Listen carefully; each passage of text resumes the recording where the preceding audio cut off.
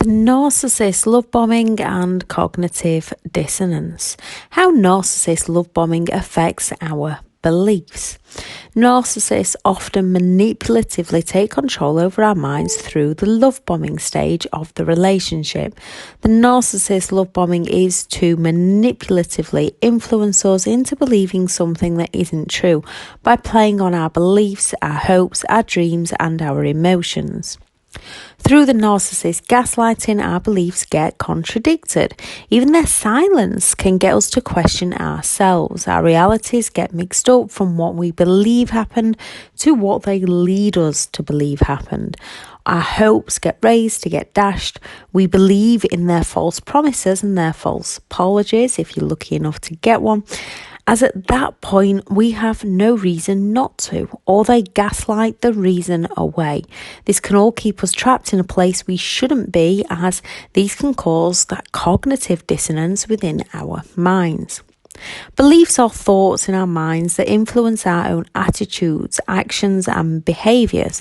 The power of choosing what we do and do not want to believe. Beliefs are often only ever thoughts and not technically real.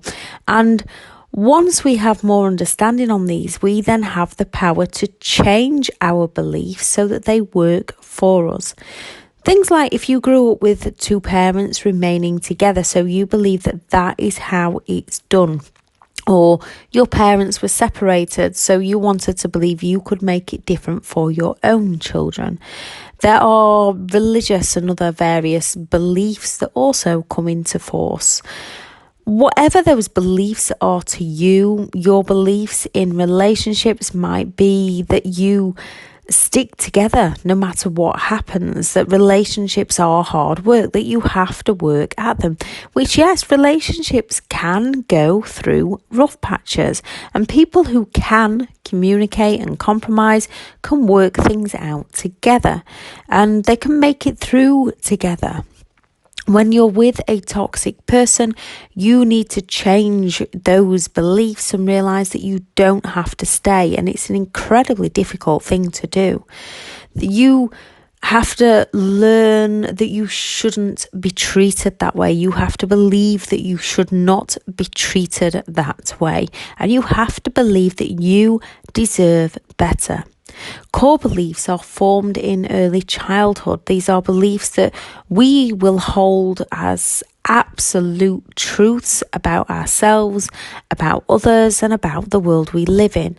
As these are our truths, they are hard but not impossible to change.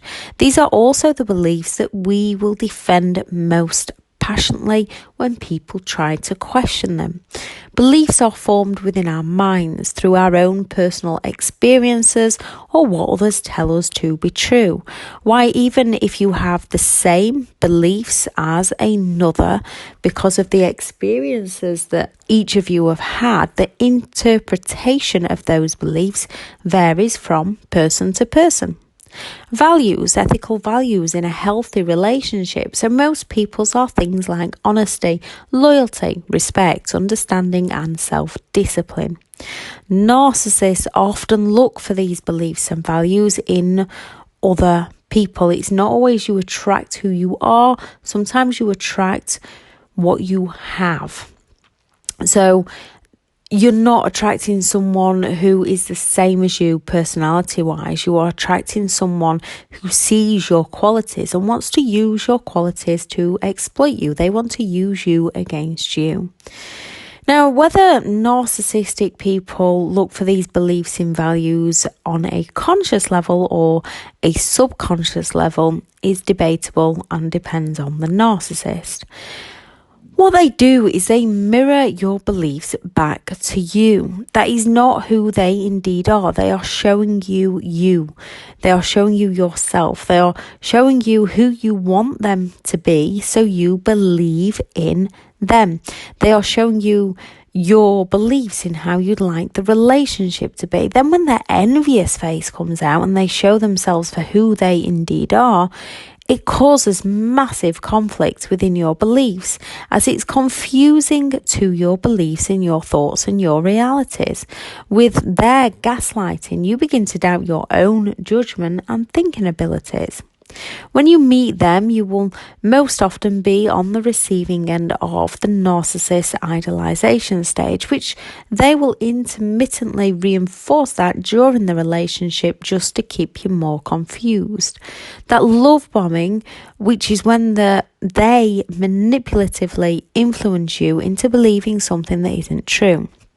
So, number one, they lavish you with gifts. Love bombing is to draw you into their charming ways by them buying you lots of gifts or over-the-top gifts or expensive gifts, even buying you clothing to change how you dress, to subtly change how you dress without you even realising. And because you can become obligated to be grateful, you wear those clothes and begin to fear hurting their feelings or saying no, as you don't want to offend them. Gifts can seem harmless enough as it's one of the love languages, and some people do like to shower other people with gifts simply because they can. It makes them feel good. Yet for a narcissist, buying gifts is to manipulatively exploit you into believing in someone whose true intentions is to exploit you, not to love and care for you. If something feels off, speak up in the beginning. Your feelings are trying to guide you. Listen to your feelings and not their response. If their response makes you feel uneasy or question more, it's okay to part ways in those early days. Number two, flattery. A compliment is a polite expression of praise or admiration. Flattery is giving excessive or sincere praise to meet one's own purpose. Words of affirmation is another love language. So when they are giving genuine compliments, all is well. A narcissist wants you to believe they are genuinely complimenting you when they are flattering you to get their needs met. A narcissist will flatter you, so pay close attention. They don't give you genuine compliments, they use flattery. They use this tactic to find out your needs, wants, and desires. What feels like those sincere heart-to-hearts in the beginning, they are just gathering all the information about you. First to mirror you, to hook you in, then to use your insecurities to exploit you. They will flatter you, give you constant attention, plan a fake future with you, and they will love everything you do and hate everything you hate. This is to get you to feel obligated to compliment them in return. As you offer genuine compliments, you find and focus on these things that you love about them, that you're complimenting them on, which distracts you from all those things about them that make you feel out of balance. Once you are hooked on their constant attention, they'll slowly begin to take it away, to make you work harder to get it again, to make you work harder to please them and get back that person you first met. They will get you to tell them all your secrets and insecurities so they can further manipulate by one day using those very secrets against you any way they can. They will learn all your strengths so that they can use those against you to make you doubt your own capabilities. We all make mistakes in life. It's a part of the learning process. A narcissist will pick out any mistake, real or not, in the things you are great at to bring you down, to make you question yourself. Number three, being your hero. Any personal problems or outside situations in the beginning of the relationship that you are having, they will be there to help you any way they can. They want you to think you've met the kindest person ever and admire them. Most will even drop those subtle hints or obvious hints of just how amazing they are for you. 4, doing favours for you. Acts of service is another one of the 5 love languages. It's usually that give and take. So sometimes it can be 50-50, sometimes it can be 80-20 or then 20-80, depending on who's in need at that time. A narcissist, however, will only give in the beginning to hook you into believing they love you so that they can take you down further down the line, so that they can exploit you further down the line, or they will offer that intermittent reinforcement during the relationship to confuse you all the more. When someone does favours for you, your perceptions of that person are good and your feelings are extremely positive towards them. You will receive overwhelming adoration and attention from them, manipulating you to spend more and more time with them. And why wouldn't you? You feel a great connection, you feel truly understood, and you feel very loved by them because they are using the 5 love languages against you. Number 5, quick involvement. Physical touch is another one of the love languages, and narcissists can push intimacy along to test your boundaries. They often want to move things along very swiftly, creating all those future dreams to give you the false hope of something that was never meant to be.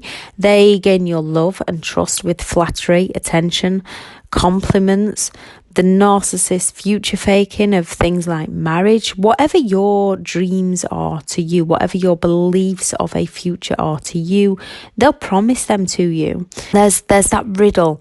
What can be broken without being touched? A promise. A narcissist can break you seemingly without doing anything to you as they break all those promises they make. They try to move the relationship on very quickly. Things like, if I moved in, we'd see each other more and I could really help you around the home, share bills, or if you move in with me, you can stop working and I'll take care of all the bills. Number 6, wanting to spend all their time with you. Quality time is another one of the 5 love languages. The narcissist doesn't use this to spend time with you. They use this to pull you into believing they want to be with you, to distract you from them isolating you from support so that they can further exploit you. They lavish you with attention, so they want that attention in return through their flattery, and at times they can be your hero, so you feel obligated to spend time with them even when you have plans. They try to arrange something where in a healthy relationship you could explain that you had plans. The other person might be disappointed, but they would understand. A narcissist will often sulk or try to guilt trip you into cancelling your plans and doing what they want you to do. You might feel bad for cancelling plans on friends or family, yet as they are more understanding, you'll find this easier, which is the start of the narcissist's isolation of you, who will claim that your friends and family don't care about you. Number 7, bombarding you with messages and calls, and you can become overwhelmed by their need to spend all their time with you. They can plaster your social media with declarations of love, messages as soon as they wake up or leave for work, on their breaks, calling you to find out about how your day is going.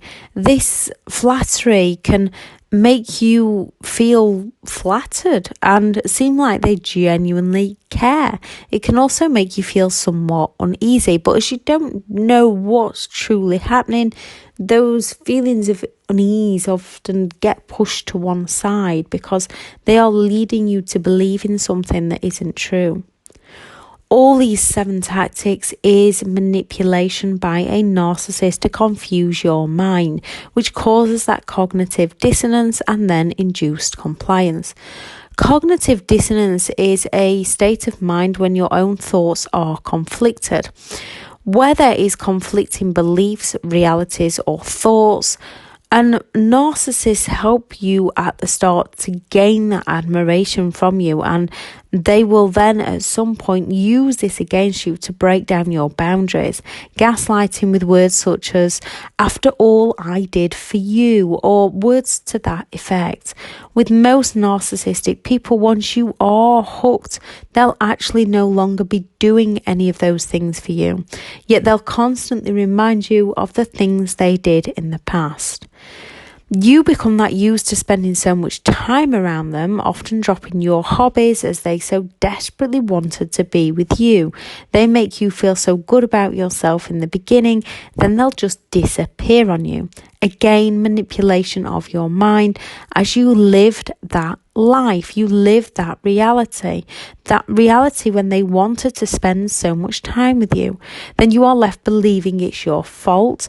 as they blame shift and project their problems or the problems of the relationship all onto you.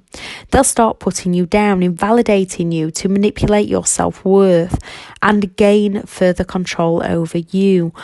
All these first promises, they suddenly change to they're not ready for marriage. They never said that, or you took it out of context. This is a form of gaslighting, which is the insidious form of mental abuse to get you to doubt your own reality.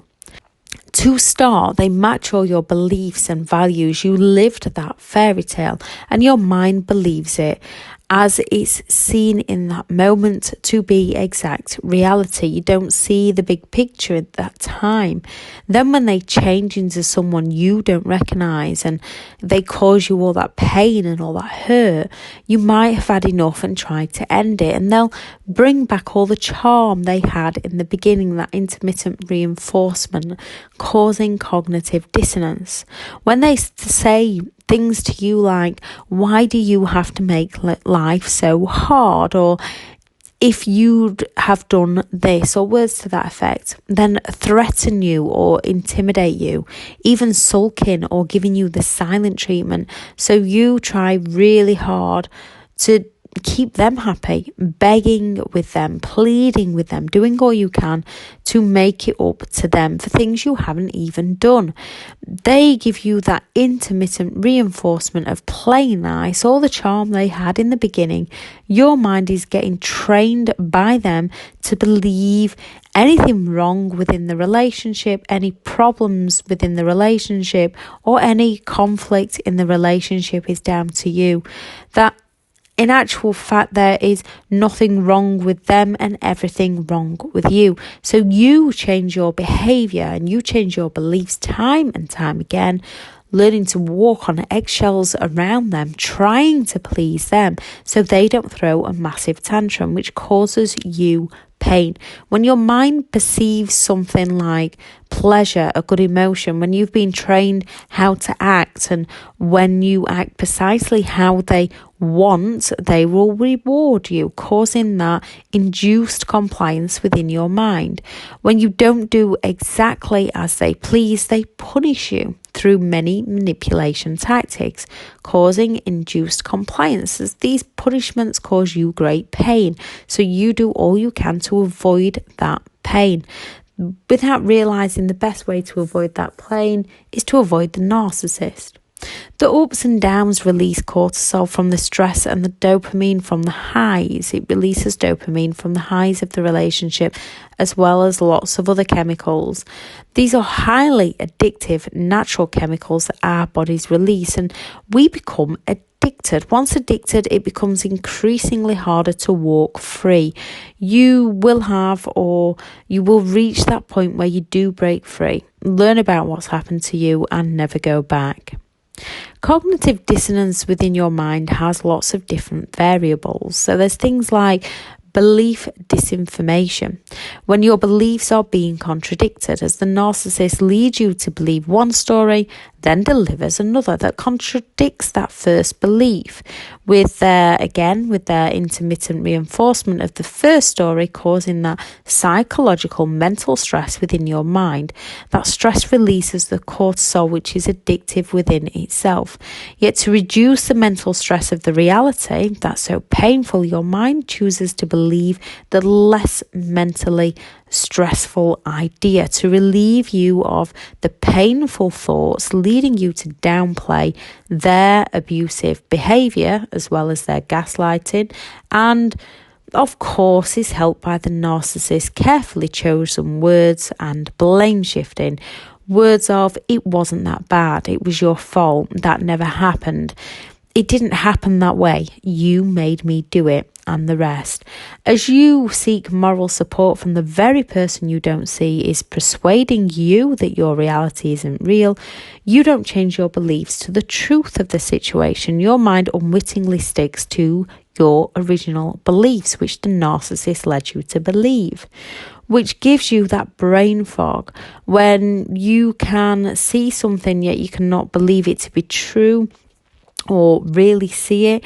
and they further their control through that fear, obligation, and guilt.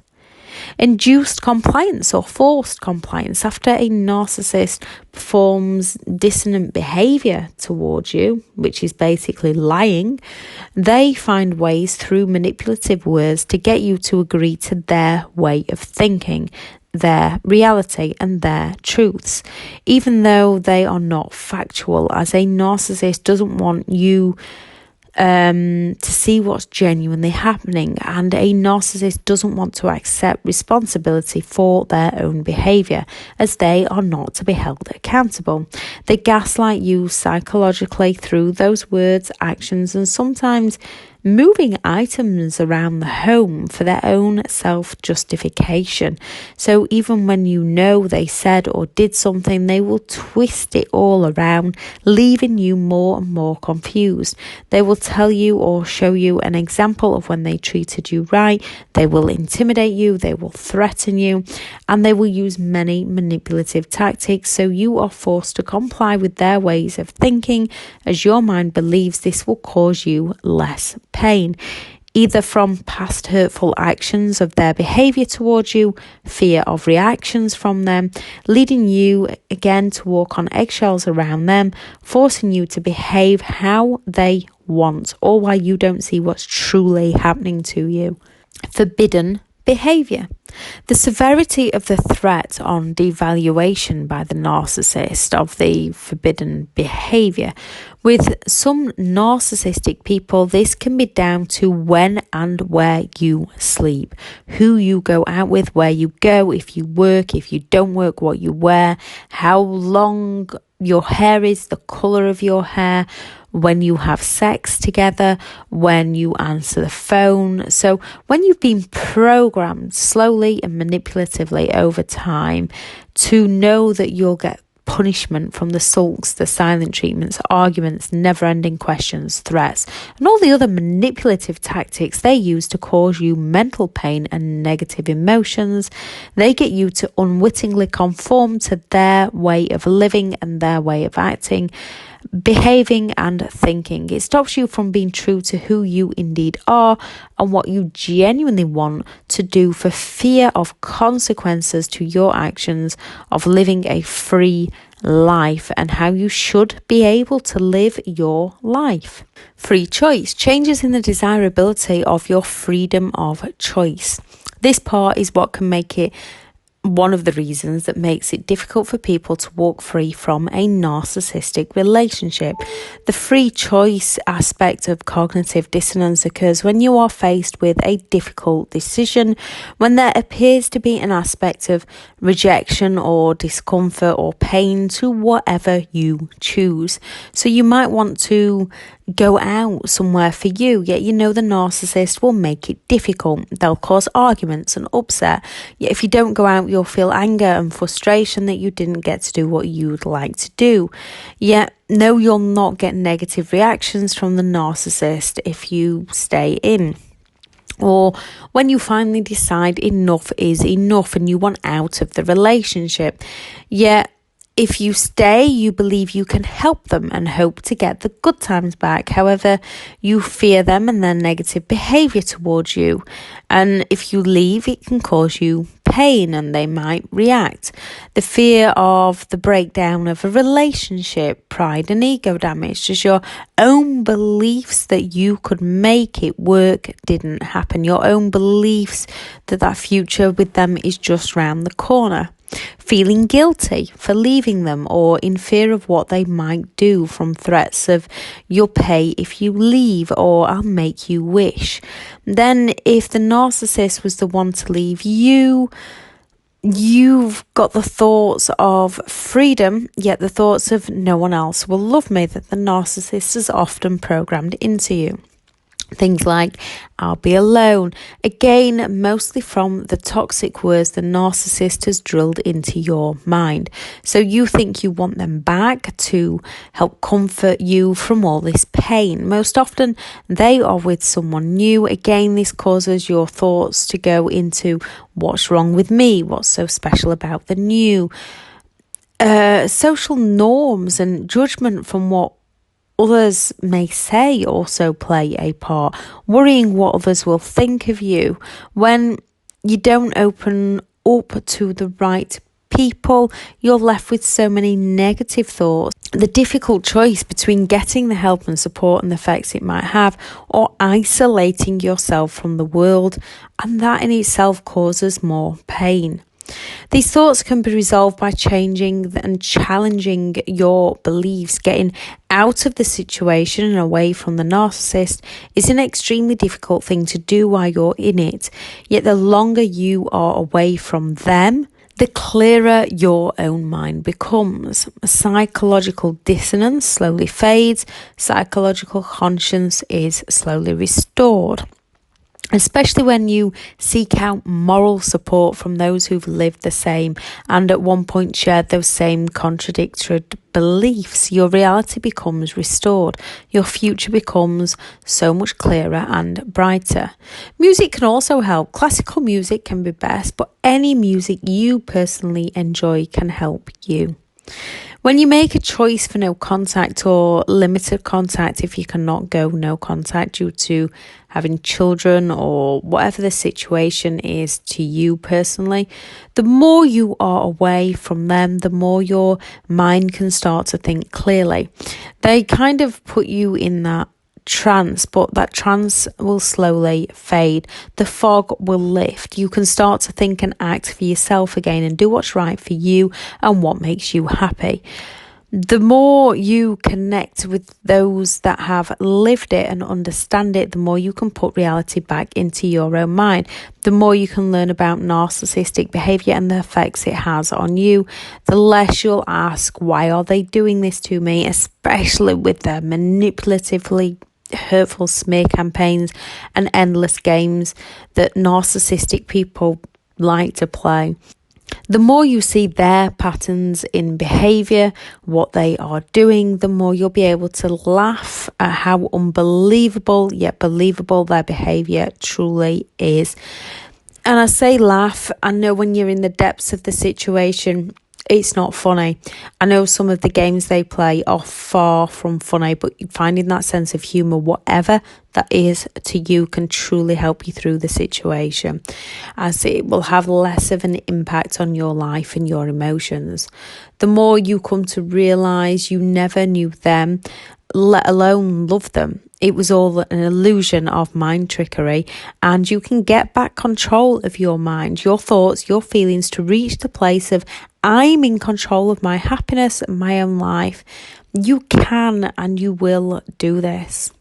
I shall add in the description the video on why narcissists always believe they're right, the video on why they are so selfish, and the video on the illusion to give more understanding on those. I'll also add the links to the online courses and BetterHelp, because some people, it's all about finding the right support for you. What support works for you?